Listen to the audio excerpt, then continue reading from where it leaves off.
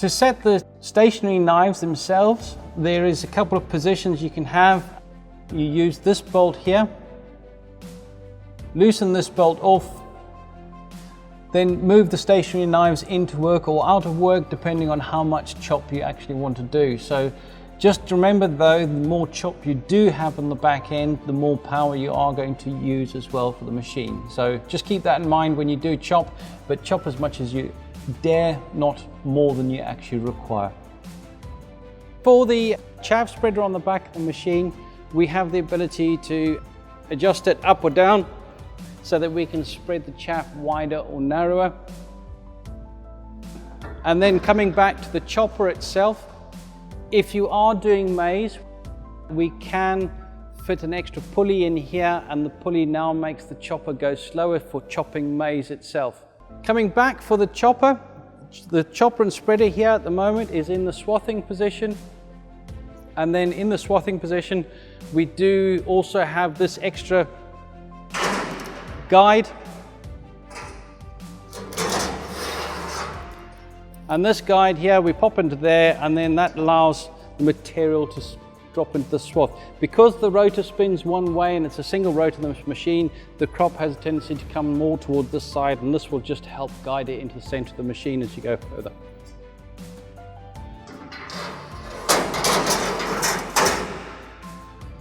For the actual spreader itself, from the spreading position, we can then put it into the chopping position.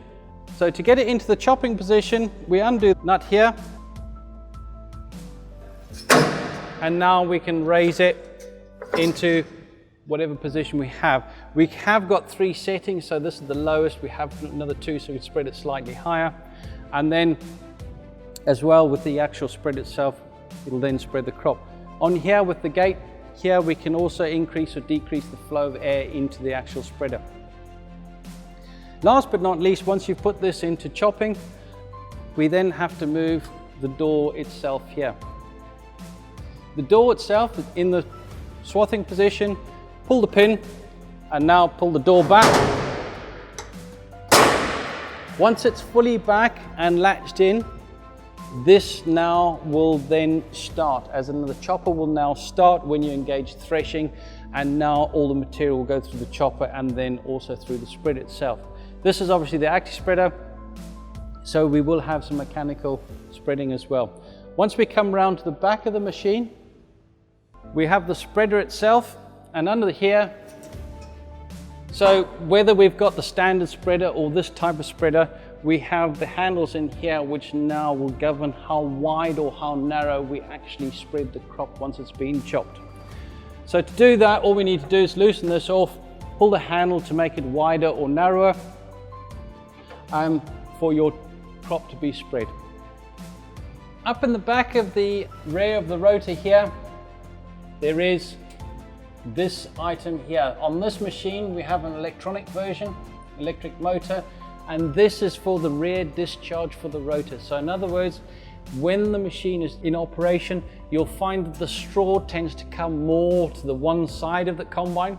So by having that motor up there, there's a slide that slides in and out, and that will then change the way the crop actually exits the machine. So if we have it up, it'll exit more to the right. If we have it down, it'll exit more to the left of the machine. So electrically, we can adjust that from the CBUS screen, but in this other machines, you might have just a standard slide where you've got a number of bolts there that you loosen, and then you push the slide up to make it go one way and pull it down to get it to go the other way.